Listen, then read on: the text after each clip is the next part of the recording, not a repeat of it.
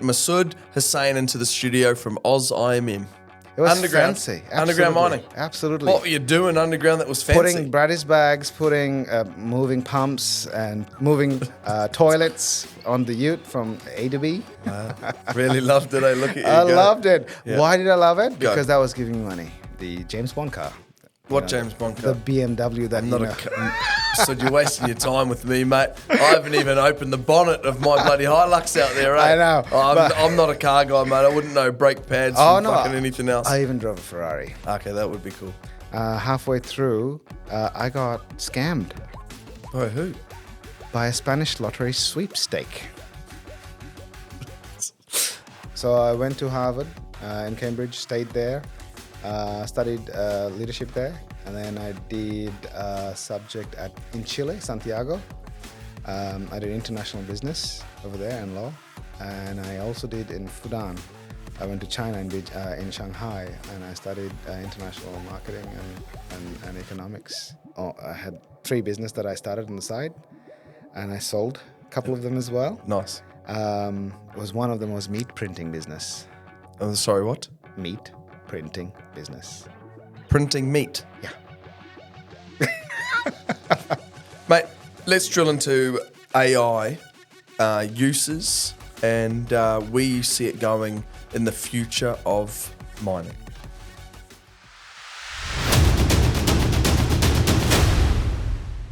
Welcome back to another episode on the Gold Room podcast. Thanks for tuning in. Today, I am bloody lucky, and I've been excited about this episode for a long time, to get Masud Hossain into the studio from AusIMM.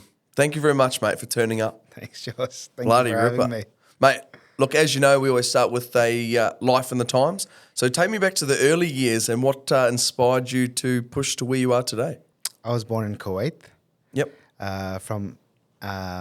My parents were from Bangladesh. My father used to be an expat engineer working in Kuwait International Airport. Growing up is different there because I was not a Kuwaiti. I'm a Bangladeshi origin.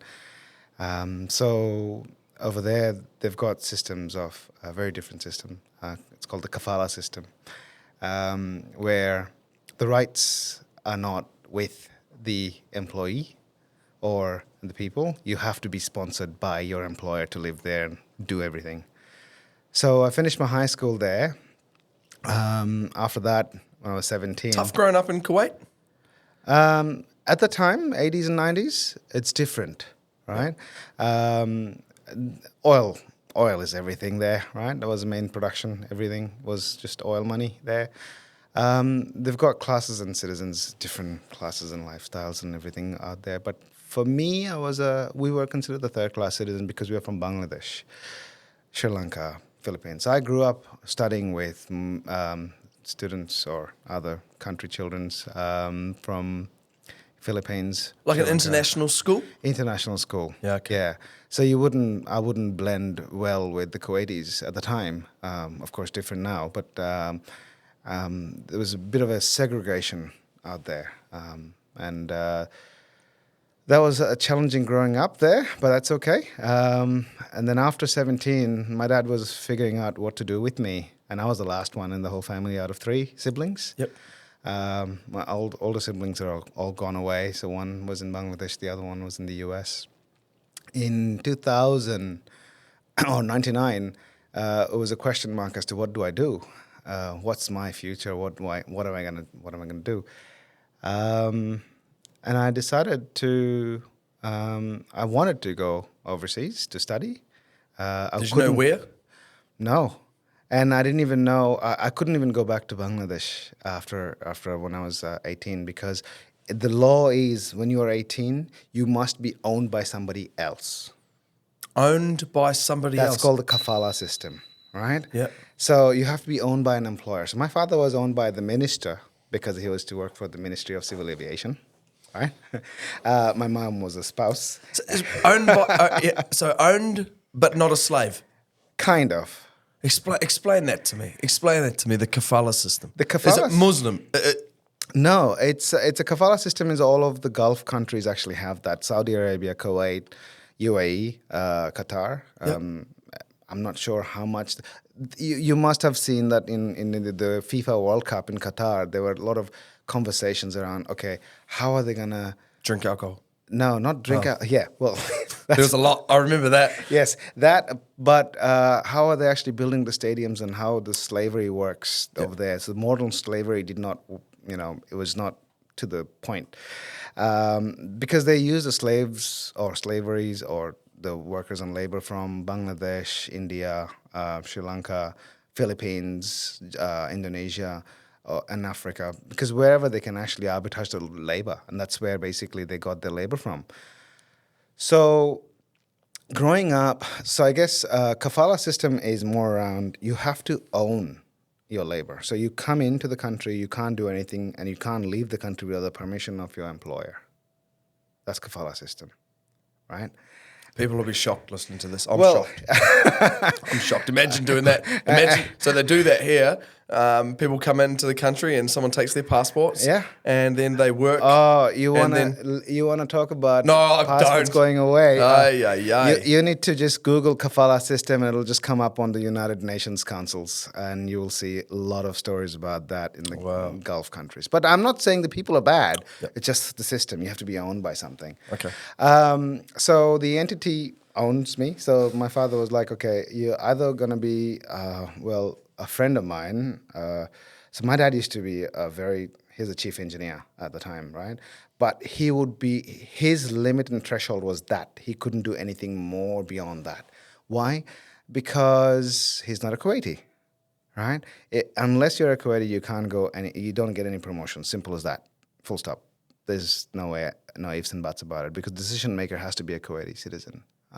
That's how it works there, right? So I'm not saying bad about it. I mean, it has goods and bads about it. It's a control system. That's how they manage it. If you think about that, and so after 18, I have to be owned by somebody. So my father was thinking, okay, am I going to be owned by somebody to study there, or might as well just send him back to Bangladesh? Now, the Bangladesh story was exciting because for me, I didn't even know how to read and write the language because I didn't study in Bengali. I was studying in Kuwait in the international education system, so it was all English. Okay. So going back to Bangladesh was a challenge for me. What other languages did you learn at the time, though? Well, I speak very fluent Bangla because my mom only spoke Bengali to me. So at home, it was all Bengali, and our peers or friends, family friends were all Bengali or Indian or Sri Lankans or Pakistanis or Indonesians, whatever. It's a very different generation. I'm sure you remember 90s. It's very different times as well. You didn't have mobile phones, right? Yeah, yeah, it's true. So growing up there, and then I decided, okay, I'm going to move on. So I wanted to go, but I can't afford to go to the very prestigious universities because Dad can't afford to pay for it as well. So I decided that I'll go and stay with my brother in the US and I'll apply for the visa. So I stood up and American Embassy said, no, rejected. I got like 7 I-20s or invitations from universities to go and study there. NYU is one of them.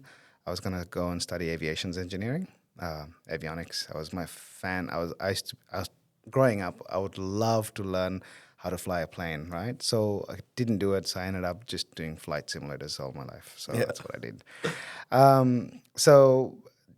Couldn't get in. Got rejected by American Embassy. You wait for 6 months and then get and apply again. But said, what's the point of waiting? I'll go to Australia. It's a country that no one knows. I'll go there. So I had my high school friend who actually, we grew up together. He's Indian. He applied for, they're twin brothers. We fought all our life, even now, best mate. He said, we're going to Australia. You want to come? Where in Australia? Melbourne. He got a chance to go to Monash University. I got a chance to go to Swinburne and Ballarat as well. I decided that, okay, how much does it cost? I couldn't afford the fees there. It was so big. So Dad said, look, okay, what I'll do, I'll just, because my dad was coming close to his retirement as well, and I was the last one hanging there. Dad said, okay, I'll give you half of my pension, go there. and I'll support your education and study. And then finish your education and then come back to maybe the Middle East and you might be able to work there. That was the whole idea. So I went, so I got an opportunity to come to Australia. I was a lucky country, so I got it. I got in after the first application in, and they just said, yeah, we allow you as long as you're able to pay the fees. So I came here. I didn't go to the good university, so went to Ballarat. It was cheaper, very, very cheap. You know, my friend used to pay his one semester fee would be my entire year fee. Nice. As an international student. Not nice for him, but nice for you. Nice for me. Well, nice for me if I can actually keep on affording it.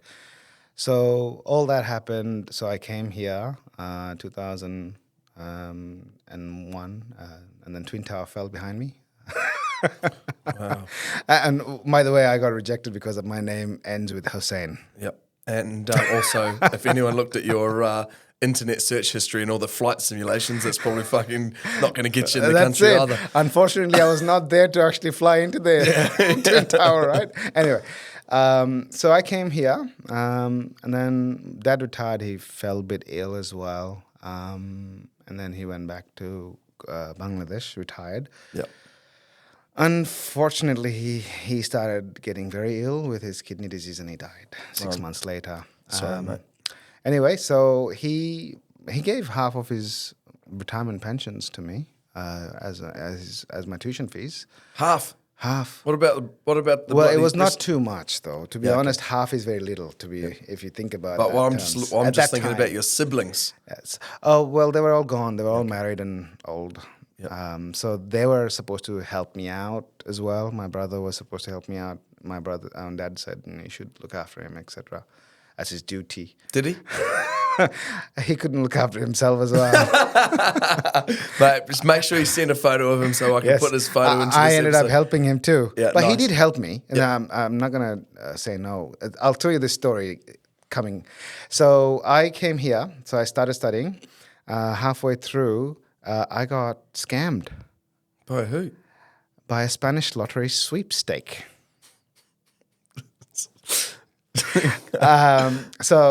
So what happened was, funnily, I flew Bangkok Thai Airways, Kuwait, Bangkok, and then to Australia, Melbourne, all that. They ended up somehow finding a lot of information about me, and somehow I got scammed well. And I'm 17 and a half years and studying in this country, working, and somehow getting through. At the age of 18 and a half, 19, I lost all the money that was in the bank account, gone. Wow. 23,000 euros gone. And now I have to decide. I'm going through my second year. I'm like, what do I do? Do I continue studying or do I go back to Bangladesh and do nothing? How do I live my life? Because over here, if you don't study certain semesters, then the immigration will chase you and then kick you out of the country. It was just crazy. What do I do?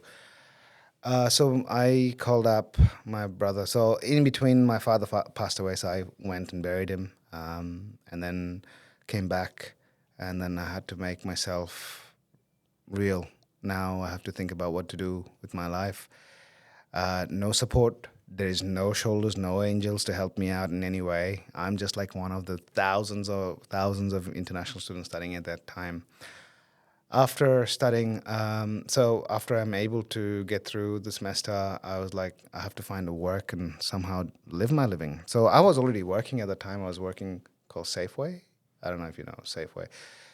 Back in the days, it used to be called Safeway, and it changed its name to Woolworths. Oh, wow, okay. So that was Victoria. What were you doing? Checkout boy, trolley boy? Okay, so I did checkout, I did shelving, I did petrol stations selling liquors as well. And then the two I see and the manager said, you're very good with computers. Might as well just put you in the back office. Can you do the payrolls? Yeah. Cool. I did payroll. So that was 19 and a half hours a week because international student has a maximum limit how much they can work, 20 hours. Yep. So I could only work 20 hours. So basically made a deal with the managers like, okay, I'm going to work 19 and a half hours and that's it. Like, okay, no worries. And then rest, I didn't know what to do. How do I generate more income? I've got to income. You're not allowed though, remember? Exactly. Food, living, tuition fees. Yep. So brother helped me up with maxing out his credit cards to help me out, and he did. Yep. I'm very thankful of that.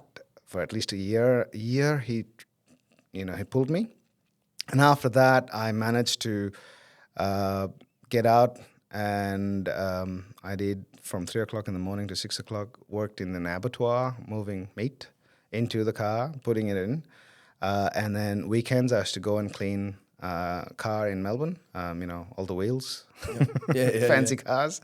I got to drive them from the cleaning machine to the other side to actually vacuum them. It was fantastic. So I never got to drive one of them, but I managed to drive Mercedes-Benz 600 SEL, the S7 or 7 Class 7, all of those fancy cars. I even drove the James Bond car. What James Bond car? The BMW that So you're wasting your time with me, mate. I haven't even opened the bonnet of my bloody Hilux out there, right? I know. I'm not a car guy, mate. I wouldn't know brake pads from fucking anything else. I even drove a Ferrari. Okay, that would be cool. Yeah, I drove a Ferrari just for 1 minute. But that was good enough. Just for across me. the car park. Just across the car park. But anyway, that was that. So managed to do all of those cash in hand. So that was off tax. Oh shit! Don't want the government seeing this. I know. But we all make mistakes. I know. But that was a hard life, so I had to make a living. Somehow I actually had to rot the system to actually get through because I got scammed, first of all. Yep. So I have a case with ASIO as well, which basically is, trying to track the bad scammers. Where they come from? 4 years later, I got a Nigerian message. prince. It was Nigerian. Was it? It was Nigerian via European. He wasn't trying to get you to marry him, was he? No. Okay. Anyway, so all that. So I had my mindset that I'm going to get through the degree, and I got it. Nice. I managed to get through it, struggled through it. And what was the degree? Bachelor of Technology at the time. Yep. Managed through that, and it was, at that time, my housemate was a miner. He was doing mining engineering, and then he left and he became a fitter, which is great. He was driving Malu at the age of 21. Yeah, of course, back then. I don't know. I do know the Holden Malu. Yeah, I don't think they make them anymore. No, R8s and all those. But those are back then, right? Nowadays, it's all about EVs and all that. And now kids don't even know these things, right? So that was back then. That time, he saw me how I was struggling. I was like, okay, how about you work with me underground? Sure, anything. So that was 12 hours of work, I was fancy. I was doing all of those. It was fancy. It was fancy. It was underground. Fancy. Underground mining. Absolutely. What were you doing underground that was fancy? Putting Braddis bags, moving pumps, and moving toilets on the ute from A to B. Wow. Really loved it. I look at you. I loved it. Yeah. Why did I love it? Because that was giving me money. Yeah. And that was actually able to get me tuition fees through, right? Yeah, nice. And that was good enough for me. I was way too much, and it was way off my lifestyle and living. So then, 12 weeks I would do that during my holidays, earn a good income, come back and work as a Woolworths, do the accounts, and he'd be happy. Yep. And that's how I actually got through my degree. And then I decided, okay, why don't I just convert that into a mining engineering qualification on top of that? So I did Masters of Mining Engineering as well. What university? All from Ballarat University, same place, living in Ballarat, living in town. Through that, after I got my degree, and then I went around and did some back works and other things like every other student has to do and write their thesis and everything. What sort of mines they have over there that you were working in? Gold mine. Gold? Gold, yeah. Okay. Gold. And then I worked around Tasmania as well as in South Australia. And my first, so I worked for Olympic Dam as well for a time. It was good. And that's how I actually moved into a professional job in mining. I became a ventilation engineer working for an underground coal mine in Queensland. I was going to take up a job with Beaconsfield Gold, but those guys got trapped. Do you remember those days? Yeah, it was well covered. I don't remember them, but I've read the stories. I've read the articles, Yeah. So Beaconsfield Gold, I got the job interview and went through that, and then on the way I just heard, Channel 7 is actually airing, these 3 guys are trapped. I just got interviewed by this guy. Anyway, that's how the story went. And then from there, I ended up taking up a job with a coal mine underground in northern Queensland, and then from there moved on underground, and then I said, okay, living in the middle of town, still single. I managed to actually pay off all my credit cards. Nice work. 7 credit cards fully maxed out when I was actually studying. Wow. So $60,000, 7 credit cards. You can imagine the interest rate. Yep. I was just Drowning. So I managed to get through that, and then moved around, and then moved across to Brisbane. Worked in a mineral sand mine with Aluka, Stradbroke Island, and then from there we went through GFC, the rare earths that is called very precious minerals now was not precious in 2008. Yep. They shut down the mine. I ended up taking up a job with Twiggy's company at FMG. Worked there. What were you doing there? Mining engineer still, doing mine planning at Cloudbreak. It was the very inception of his newest force mine ore. Yep. From there, moved across to underground back again. So underground was something that I wanted to get back again. So a friend of mine from Mineral Sand basically said, Masud, come over. There's an opportunity here. And come back to Brisbane. So I went back to Brisbane and doing fly and flat out of Cloncurry, doing sub-level caving, developing an underground mine there. And from there, I thought of getting into more consulting work, and then got into consulting. Consulting was fun. Is that what led you to another degree? Yeah, that's right. I knew it was going there. So two degrees under your belt, and then that's not enough, is it? Third one. Yeah, you're a madman. I was always wanting to learn more, and I was always trying to, understand what was happening with why people make decisions like this, not like that, or this is the right thing. Why are they doing that? So I always had the curiosity as why things are happening this way. And I wanted to do it right. And I did all this right work, and it was never recognized, and it was not gone through. And so I always had that curiosity to understand why. And that why just kept on pushing me. So I did consulting, a lot of international work on top of that, and then a lot of studies, mining studies. And then again, 2012 or 13, there's another GFC that was realized here in Australia. Yep. It was like May 2013, because I arrived in January. Yeah. And by May 2013, I think it was like May the 6th. My birthday's May the 4th. May the 6th, I remember being told you don't have a job anymore. That's right. And then there was a mass exodus from Kalgoorlie, but it was iron ore that copped it. Yes. There was just major job losses. The iron ore price shit the tin. Yes. And everyone lost their job. Yeah. And that's when, as a consultant, you got to have at least 3 in your pipeline for paying your bills and stuff. And then I had one due diligence, 1 study, but the other one is not coming. And then the managing director that I was to work for, he was like, I said, I don't know if we're going to get more projects. You got to start looking. And then that's when I joined Rio Tinto and part of the automation team, One of the Future.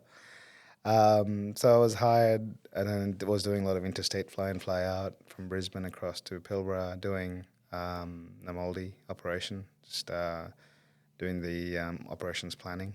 Yep. And then managing a team there, and moved across. And then we had our first kid. I was married as well when I joined Rio. And people always say to me, how do you do it? You're so busy all the time. Yeah. Mate, I don't know how the heck you've done all of this. Just happened. Yeah. And You just get it done, don't you? You make it work. Just make it work. Yeah. And I went back to Brisbane, and then I told my manager, I can't do this fly and flat anymore. My wife is going through hard times. We're having our first child, and to be home. I need to be home, and I can't do this FIFO anymore. And then I decided, this was 2014, October. And the manager goes I said, don't quit. Just go back home, have a rest. And Monday you'll get a call from the HR. We'll organize an interview for you to be in the city office. I'm like, okay, what is that about? I'll be a business analyst. I'm like, sure, okay, good. Big pay cut, no big deal. But at least I'm home, and that's what I was doing.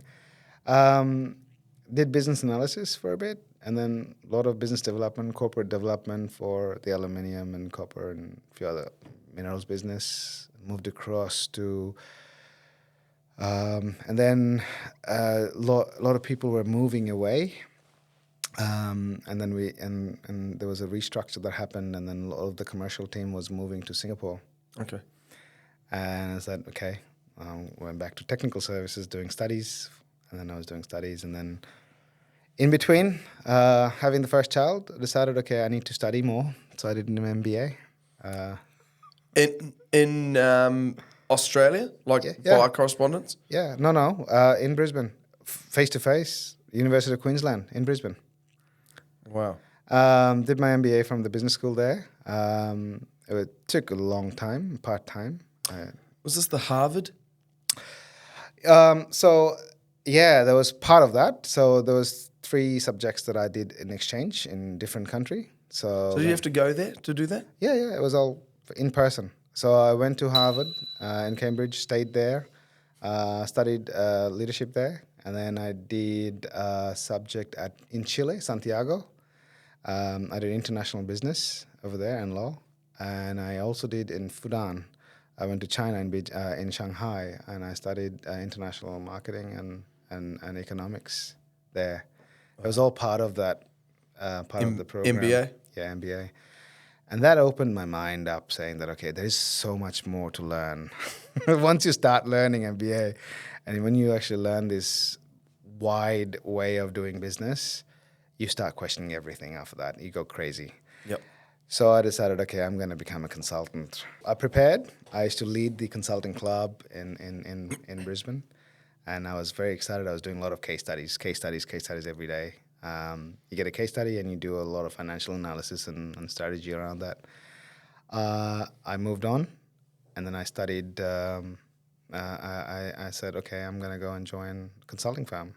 So I decided to join them. I went through the interview, and then 2019, oh shit, I got to go back on the FIFO world again. Another one's on the way. That's the time I will not do it. So I ended up not taking the role with them, and then I ended up taking up a role and come to WA and mine planning. Yep. I enjoyed doing it. And then... So you've only got 2 kids? 2 kids at the moment, yes. Yep. At the moment? At the moment. Plans for more? Not yet. Okay, you better talk to your wife about that one, bro, before you start... Off the air. You start dropping it down here, right? No plans at the moment, but, you never know. Oh, look, practice makes perfect, you know? Kids are growing up. But after that, I moved on and I started, and I was doing a lot of side hustles. Even with the old days, I was an entrepreneur in Brisbane, and I had 3 businesses that I started on the side, and I sold a couple of them as well. Nice. It was one of them was meat printing business. Oh, sorry, what? Meat printing business. Printing meat? Yeah. Tell me quickly about that before I get into this mining and AI focus, because so meat printing was basically printing. Like, what are you doing? Okay, so we would be basically a hub of how to print know-how consulting business of how to print meat. Fake meat. Vegan meat. Nah, you can say that. It was basically came up. There was a lot of uprising with shortage of meat because live exports and all of that. There was a lot of Victorian. In Victoria, there was a lot of surge of people doing a lot of. They were stuck doing. They didn't want to do actually industry blocker sort of thing. There was a lot of issues going on there. And we found the opportunity, and 3 of us just said, okay, let's do the meat printing business. So we ended up going to Israel and getting some information and data and a lot of analysis paralysis. And then 3D printers. 3D printing meat. Steak. What was it like? Did you eat it? Yeah, it's good. It's not good. Well, it was good enough. That was a substitute product, right? If you didn't have the real meat, what do? You go for the. What about the minerals? What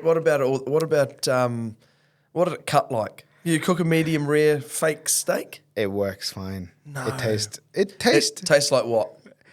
a little bit sandy, unless you put a little bit more curry powder in it. Otherwise, it doesn't. It does make it a little sandy, but but you can make it a bit chewy as well. But it's just that the texture needs to be rounded up, and a lot of chemistry goes into it. Wow. So with me, I had a food scientist, who was actually the main person doing, and I was co-founding her business with her. It was about. What'd you sell it for? We didn't sell it. We packed it. We just invested money and we spend money. And is it still running? The business still running today? No, we decided it's too hard. It's not worth chasing it, so we just moved away from it. Yep, that's what we did. And yeah, so a lot of these businesses I was doing. So I was also a pitch coach at River City Labs in Brisbane, and then what'd you do there? Empowering entrepreneurs to actually come up with the strategy of their business. So basically, someone came up with pressure points around the body. So part of the rehab, when you actually have an accident or any operation, you go through rehab, physio rehab. At the time, it was new technology, but now it's AI and so many things out there. So we put patches in different parts of the body, and they would, you would be able to measure it with your mobile phone app, saying that which part of your body is actually getting too much pressure, where is the blood clotting too much. Wow. Yeah, and that was sold, and I made good percentage out of it. But basically, that was sold to the Queensland government as a Queensland Health, and that's what we did.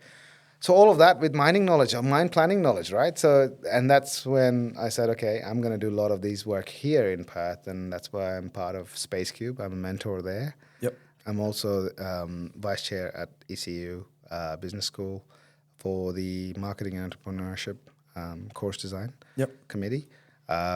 Just basically, these are fun things. I get excited, and there's so much more you can do with the knowledge you learn. So you just want to keep giving.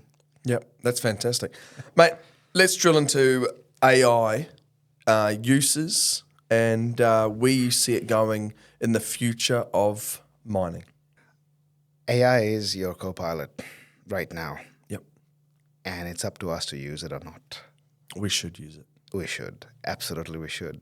And what is the reluctancy of using it at the moment? Fear. Yeah, that's all it is. Yep. Fear. IP never gets lost.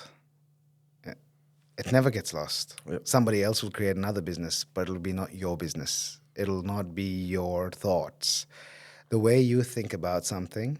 So it's like if you make a sausage roll and I make a sausage roll, it'll be two different taste.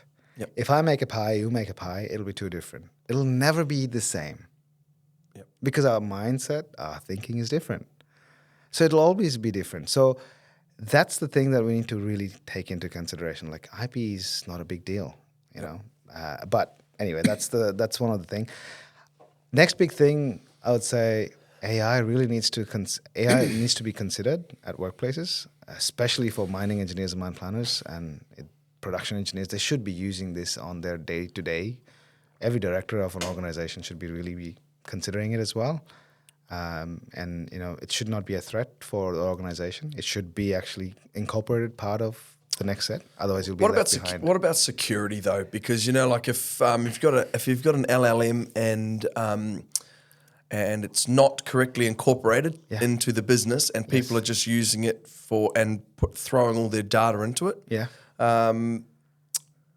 I would be concerned as a mining company that all of their, you know, intellectual property is out there at someone else to use, right? Yeah. And how do you stop that? And that's what's happening today. Yeah. So an episode on ABC TV, and they were actually airing, and it was about how AI is being used today. Like, I would go to the doctor. Before I go to the doctor, I would actually question all my symptoms on my ChatGPT or Perplexity, whatever I use, right? And I would go and ask those questions to the doctor. And he's going to ask those questions straight back into the language model that he's using. Exactly. But what is it doing? It's actually prompting. Yep. The doctor is not actually becoming AI. The AI is actually prompting the doctor to ask the questions. Yep. And that's the whole advantage of this. when calculator came, did engineers forget how to do calculation? No. No. When They had to do more calculations because they had to fact check. exactly Excel came, it was revolution, right? We still use Excel, but we also need to fact check ourselves before whether the formula that we entered in Excel spreadsheet is actually returning the right value. And that's the reality. Yep. AI is that person that that entity that is helping you to do the next best of you. Like a brainstorming It agent. is. That's right. It's an agent. Yep. Well, it can be another assistant as well. So the way how people are using AI now is they're diagnosing, they're feeling the pain in their body, and that's why they go to the doctors. And the doctors basically prescribe medication, and you question the medication whether it's harmful for my body or not. And you look at, and you would scan even the prescription and basically find out all the side effects and actually start talking about what happens with that product.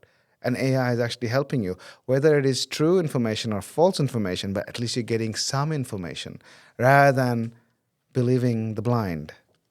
And the blind leaving the blind. Exactly. The blind leading the blind. Blind leading the blind. That's right. It's never good. It's never good. So that's why it allows people to be more informed.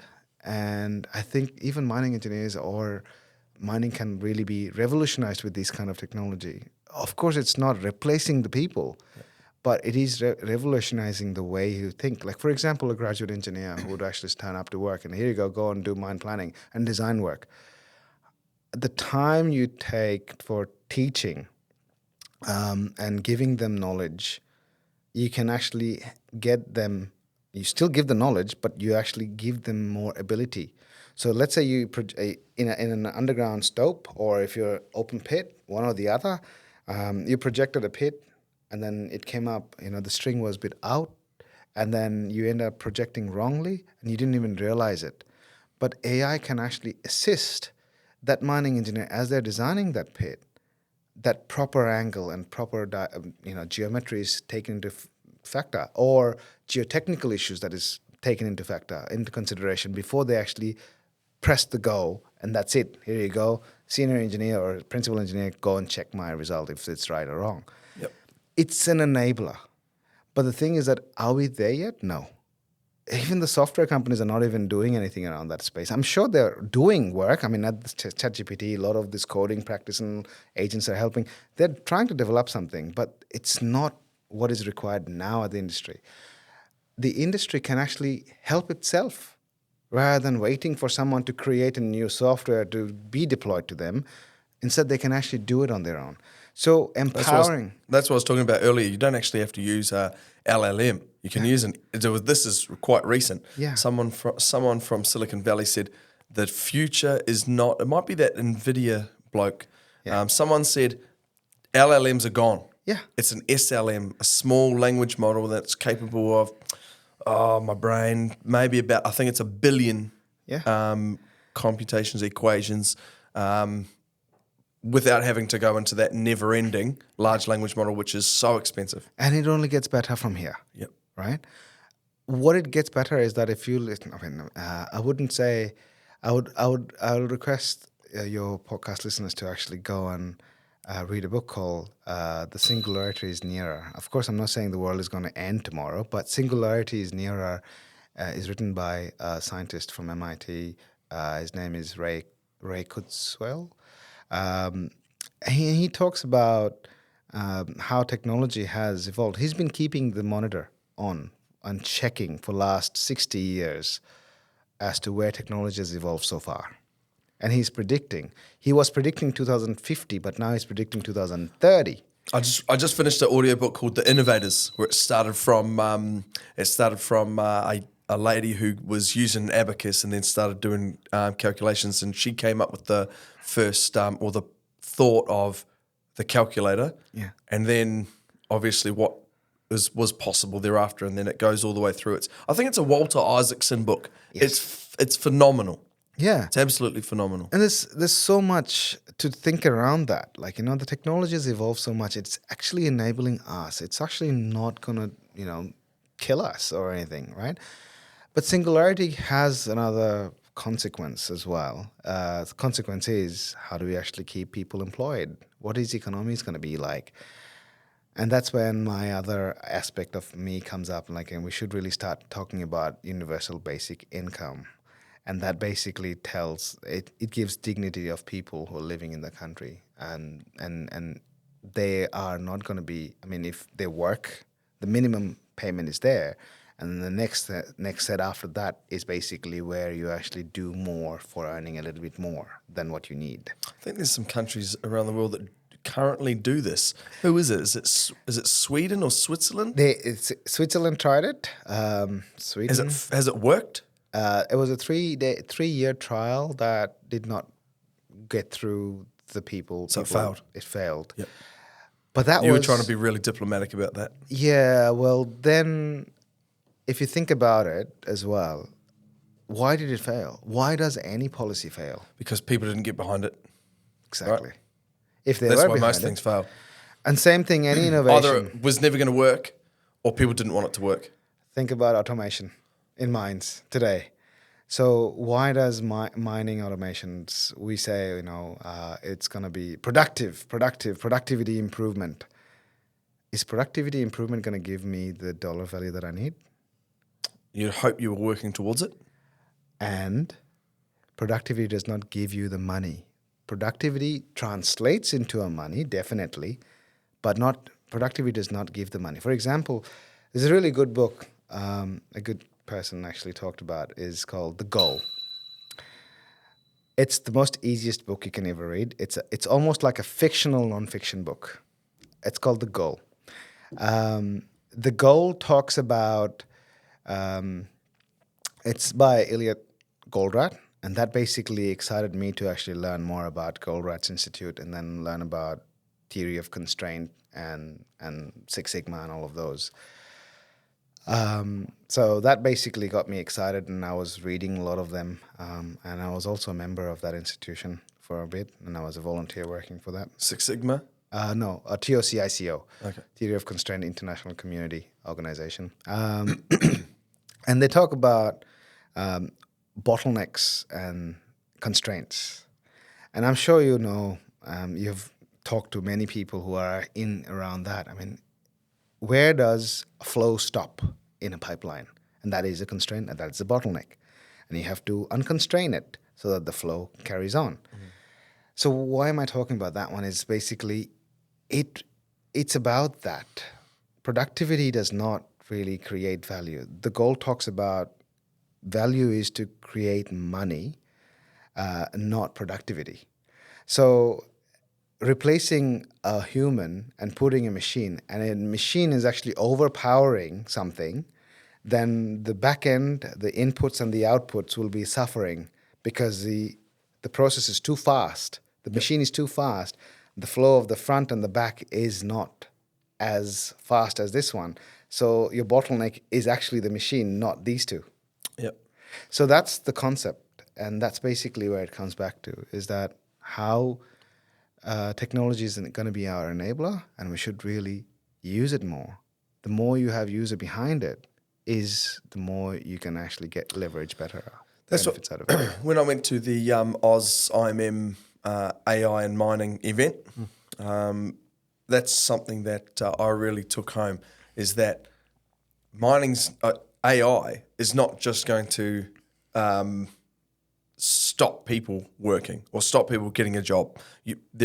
Everyone needs to be working towards utilising AI in their current role, or at least asking the question as to how it can be incorporated in their daily jobs, because you still need people behind the AI. That's right. And it's not just AI. It's also technology. All technologies. It's just technology. AI is just a buzzword that we're using at the moment. But it's actually technology, or you can say, how do you actually make your work faster and easier? That's how I put it, right?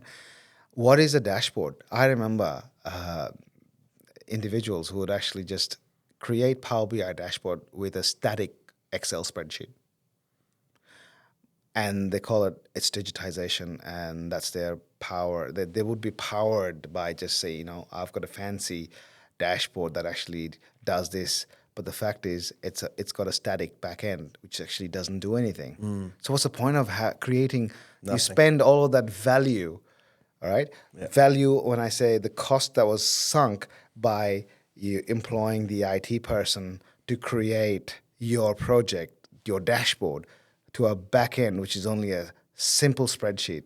Yep. What's So the true. point? There's 0 point. So, yeah, productivity, fanciness, but what did it actually do? Nothing. Might look great on the front, but it's back end where the power is. Yeah, That's right. oh, look, I see that all the time.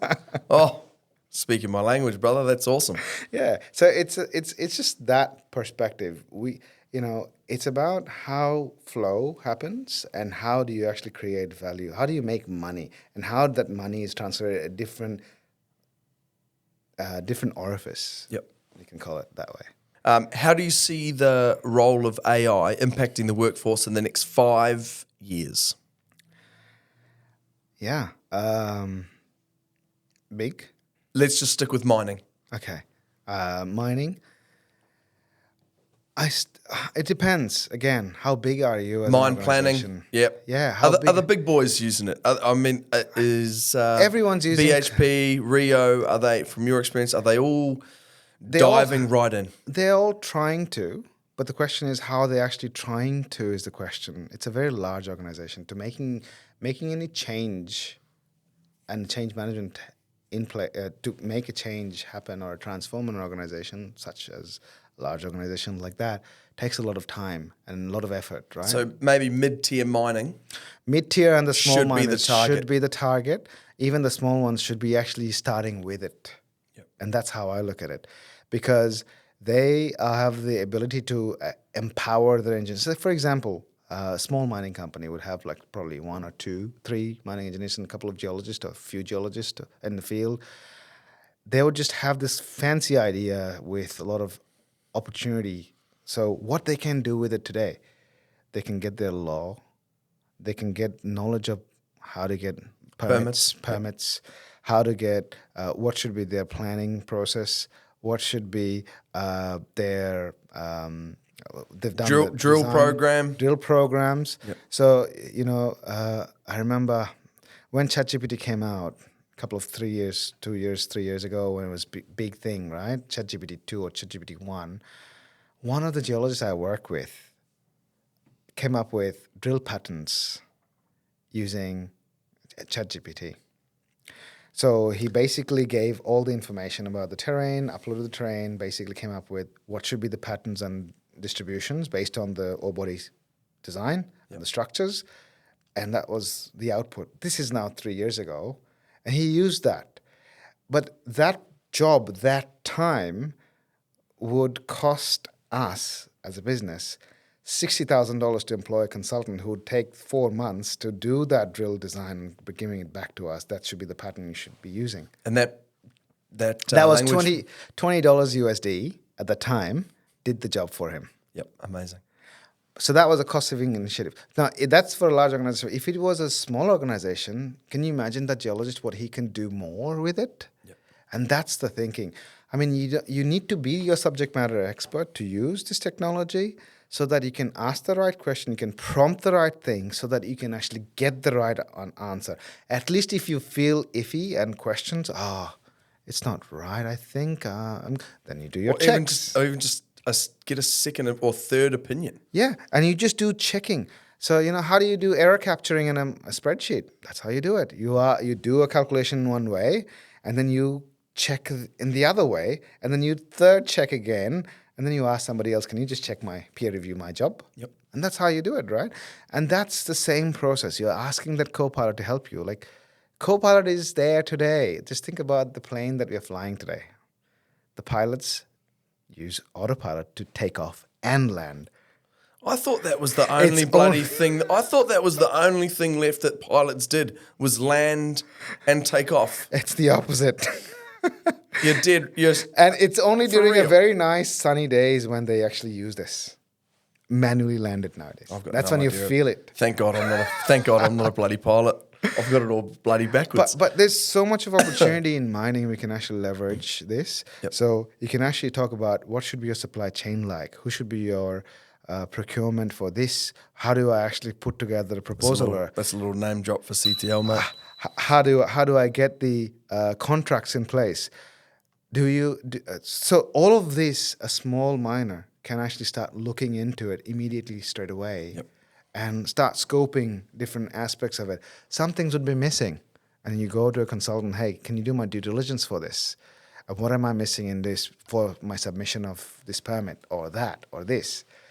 And that's where it comes back to. And that's why most of the consultants today, nowadays, are actually working their time on due diligence. Yep. That's the market today, right? Yeah, that's awesome. So things are being able to do faster, and then you can actually execute things faster and bring it in. Things like meeting minutes in board meetings today. Tap a button, it's all voice to text. Yeah, They it listen is. to it all with no mistakes. No mistakes. You don't have bloody Cheryl or Ben, whoever's sitting there taking notes anymore. So think about meeting minutes, right? So if you just think about that, so you're sitting in a 1 hour meeting, you're capturing meeting minutes, and then you basically wrote down things and you missed something as well. And then it goes back to the person who's scribing it.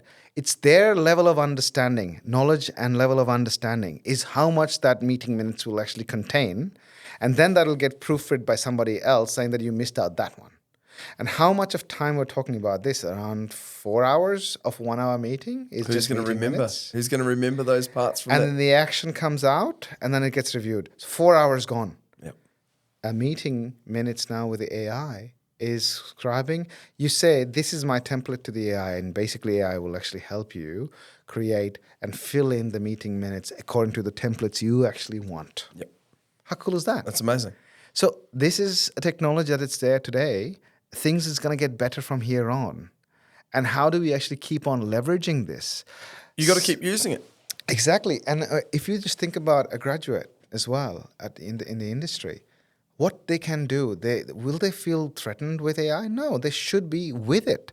So they can actually Are start. they doing enough at universities to I know SJ, Schellie-Jayne. Schellie-Jayne, that's it. Yeah. She's a lawyer and also a professor at Curtin University. No, she's in Murdoch. Oh, shit, Murdoch. Yep. Yeah. Okay, didn't get that right. But that's what she's doing. She's out there teaching and telling students. She actually built, didn't she? She built like her own little Schellie-Jayne bot. Yes. That students can Talk and interact with. yes. 24 hours a day, 7 days a week, Absolutely. Why not? with her own personality. One personality in it. She trained it. Wow. We should bring her in. Oh, we will, and that's the thing. Subject matter. You're here as a subject matter expert, but you're also here as a co-host for some upcoming episodes where we're really going to delve into get some amazing people in and delve into some AI and how it's being used, the legal ramifications. I think that's why Schellie-Jayne will be amazing. Absolutely. So there's legal ramifications and there's this ethics aspect of it. Like she's very good with the ethics part. But more importantly, think about what we can do. There is a very big group called AI with good. AI with good with AI. It comes out of the 16 United Nations Sustainable Development Goals. Yep. AI for good. That's it. That's the one. Yep. AI for good. What it does, it basically talks about it. You do a lot of things with AI and actually present, and you get rewarded. It's like a hackathon. Cool. Or where you actually keep presenting ideas and idea into execution and fruition. You get investors and backing you for doing the good things. There are a lot of things. AI is supposed to be doing things for good, not for bad. Of course, there are a lot of harmful things you can do with AI, but how do you actually do good with AI? It comes back to the people and personality, and it comes back to their ethics. Yep. And that comes back to everything that we do. I mean, think about a drill and blast engineer. If he doesn't have a good ethics, what would he be able to do? Blow the shit out of some. Exactly. So we have to trust, and we have to trust the technology that we are actually using these days, and we have to go with the flow. And yeah. I wonder if, do you think it could be they've got these autonomous trucks underground. If we've got AI that's developing drill plans, are we going to have AI controlled twin boom drill rigs that you think about AI and it's just all it monitors all the percussion, it knows It knows It does all the everything. rock. Is Absolutely. there going to be anyone working underground? Surveyors? I know. You got your drones. Exactly. You got That's your what I meant. drones doing that, right? You got your LiDAR, you got your drones, you've got, electronic booms and electric booms, which is actually AI driven as well to an extent. Everything can be done with AI. Absolutely. The question is how long or how much at what cost. The more we use, wouldn't the be- cost goes down. So the economics is the more you use, the cost goes down. Yes, that means us be unemployed, some of us, but then we will be sucked in to be doing something else. Because another book, again, Go. Factfulness. Factfulness by Hans Rosling, Awesome. and talks about life at different levels. Okay, so he was one of the person in the United Nations who has changed the classification of countries from developed and developing countries to level 1, 2, 3, 4 countries. So nowadays you hear level 4 countries, level 3, level 2, level 1. What is that? Level 1 countries are where the total population earns an income less than $2 a day, United States dollars a day. Level 2 is $2 to $8 a day. A level 3 is $8 to 16 or 32, and then 32 above is level 4. Yep. We live in a level 4 country. But the question is everybody in the level 4 country earning the level 4 income? Absolutely not. Some are at the other spectrum. So if you take a histogram, some are in this side, some are on this side of income. This being bad, this is bad, good. And there are average, the mean of that histogram, and that's basically the average, and that's level 4, that's Australia, Yep. right? There are people who are actually doing very rough right now. In Australia? Yes. Oh my gosh, are there what? Are there ever? People are out there struggling. Exactly. So there are people who are doing that too. So when you read that book, you actually start to realize within a country, there is an economics and there is a distribution of income where you can actually arbitrage your labor. For example, think about that. So if you go back to my time, so there was a business who hired me, cash in hand, to clean people's car. So I was that labor arbitrage at the time, getting $9 an hour, or $8.50 an hour.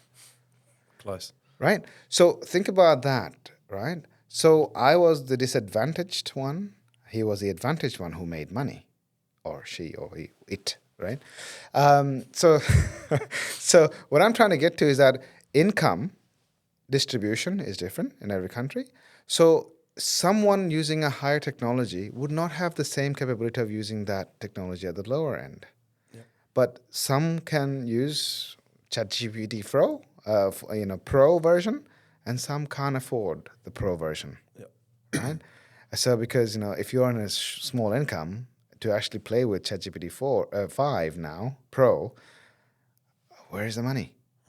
So we need Business should be using it. Exactly. So when you read that book, it actually tells you the world is not that bad as well, the way we think. There's always an opportunity. So we always use labor from level 3 in level 4 countries for service. And level 4 provides a service back to level 3 for developing those nations. And level 3 works with level 2 and to increase their way of life. For example, level 3 would be dreaming to become level 4. And level 4 uses their service to help them go up to level 4 lifestyle. So when you look at how that book was written, and they have got a whole website and an institute, that person wrote, the way how I actually came to this book, because I was supporter of the Mo Bemba at a big boom.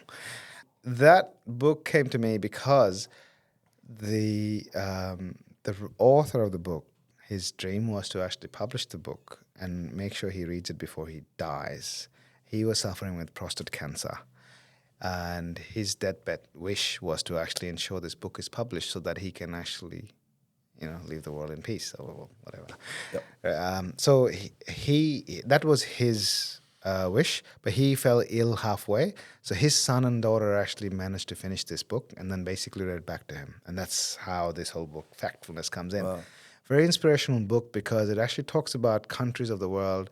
The world is not as bad as we think. There's always hope.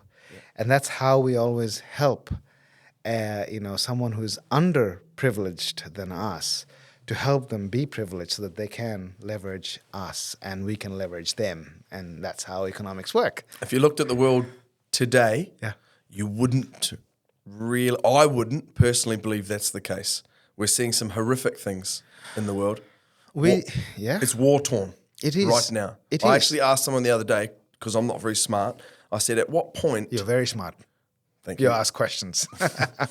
I said, at what point, if there's all these warring countries, at what point is it a world war? What constitutes a world war? Is it when England gets involved, or is it when China and America are at war with each other? I mean, they are kind of at war with each other, but the rest, the Ukraine, Russia, the Israel, Palestine, we don't talk about religion or politics here or bad quarterly reports. But at what point is, so when you say that the world's in a good place, from what I look at, I think the world's in a horrific place, but I'm glad there are people out there I want the best for the world. Yeah. You want the best for the world. I just don't understand how. I'm very thankful for what I get to eat in my dinner plate today. Same. I'm very thankful that I woke up to actually breathe. Yep. Because I'm not bombed or I'm not dead, Yep. one or the other. So the world is not that bad. So live as much as you can, and that's all you can wish I like for. that. Yeah, that's just wisdom of thoughts, right? It's not that bad. It could be worse. For sure. And so that's what this book shows. Yeah. Okay, I like that. That. I mean, that's how I actually took... It's about changing a mindset. Exactly. So okay, all right. I just read that with that mindset rather than the other way, Yep. right?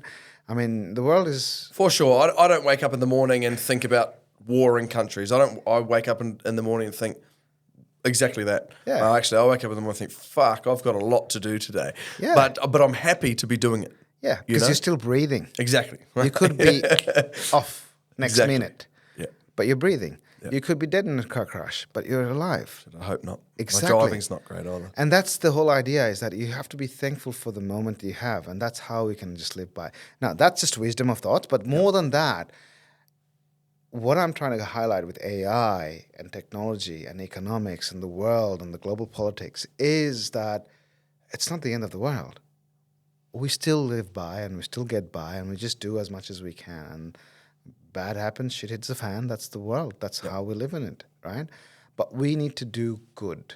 And that's the only way we can actually get better and hope for the best. That's very true and very powerful. Mate, here's my last one, right? What advice would you give to the next generation of mining engineers coming through in regards to using more technology and AI-based technology? My advice is, so being 23 years in the industry, I find it's every day I learn new things. When I go to site and when I actually visit something new, I get fascinated, like, wow, that's how it's done. So every mining engineers or metallurgist or geologist should be in the field to actually explore and understand how it's done.